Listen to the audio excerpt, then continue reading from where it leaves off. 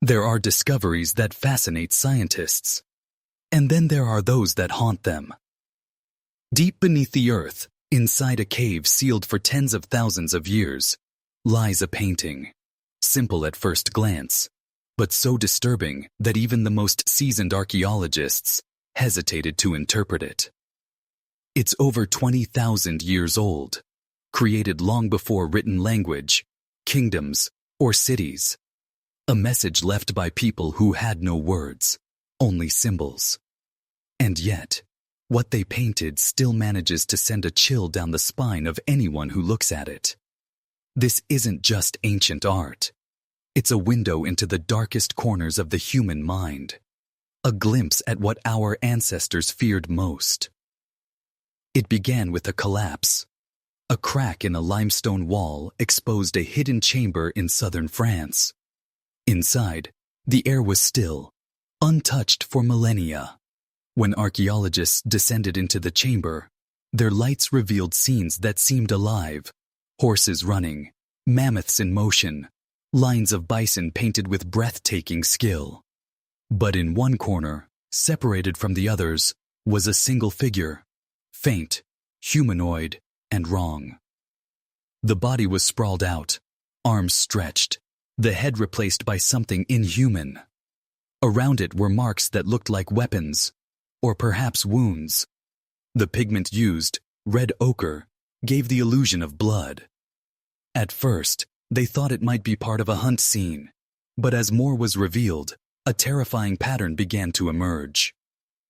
Other caves across Europe, Lascaux, Chauvet, Pech-Merle, and Kosker, all contained similar figures.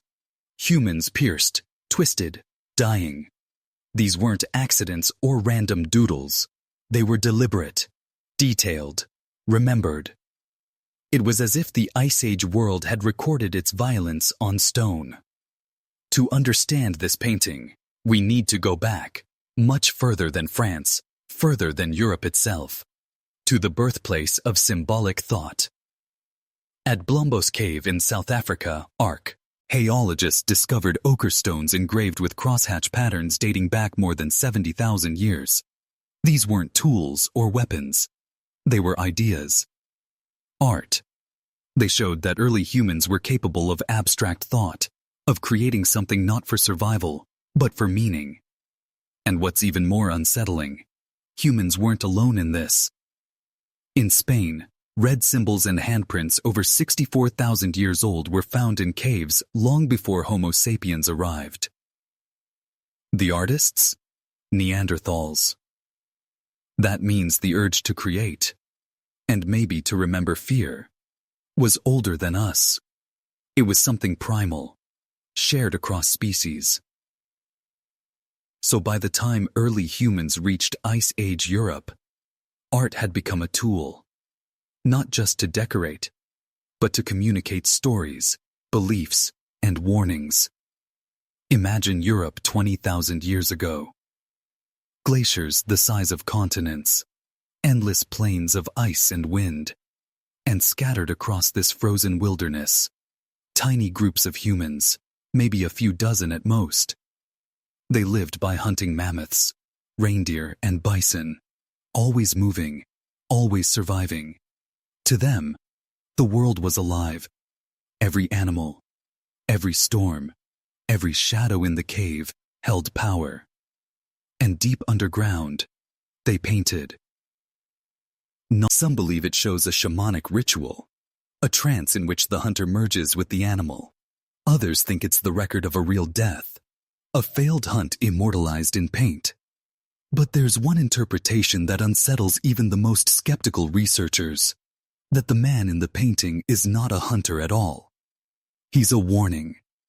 For decades, people imagined the Ice Age as peaceful, humans living in harmony with nature, simple and pure. But evidence tells another story. Archaeologists studying modern hunter-gatherers found that over half of violent deaths were personal, not war, not defense, but murder, revenge, jealousy, betrayal. Now imagine that world. Isolated bands, scarce food, superstition, fear of the unknown. When violence happened, It was unforgettable. And in a world without writing, the only way to remember was to paint. Those human figures pierced with spears might not be random victims. They could be traitors, outcasts, or warnings to others. Their deaths turned into myth, retold by firelight, and eventually carved into stone. What terrifies archaeologists isn't just the art itself. It's the realization that these ancient people, who lived so far from us in time, were not so different. They loved, feared, fought, and remembered their dead, just like we do. Other caves across Europe show even stranger scenes. A man half human, half bison, writhing, bleeding, transforming. A hunter fleeing a charging animal, forever frozen in motion. And the same abstract symbols, grids, spirals, bird shapes, repeating from one cave to another, as if part of a secret language no one alive can read. Some archaeologists believe these were the earliest religious symbols, part of rituals meant to connect the living and the dead. Others think they were stories, ancestors of myth. But one thing is clear. Violence and fear were not hidden from their art. They were central to it. Where we use stories and movies to express darkness, they used walls and stone. The cave wasn't just a place of shelter. It was a temple, a memory vault. And what they painted there wasn't meant for us to see. So why did this 20,000-year-old painting terrify archaeologists? Because it forces us to confront a truth we'd rather ignore. That violence, death, and belief are as old as humanity itself. That behind every masterpiece of prehistoric art is not just beauty, but terror. And that the people who made them, long before nations, gods, or language, already understood what it meant to suffer, to kill, to remember, and to warn. This painting, and the others like it, are not just echoes from the past. They are mirrors.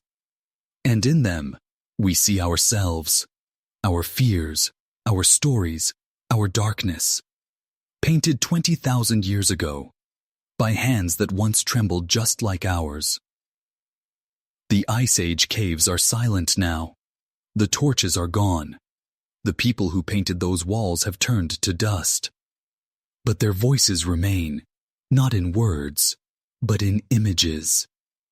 And sometimes, those images whisper something we don't want to hear. That the monsters we fear most were always human,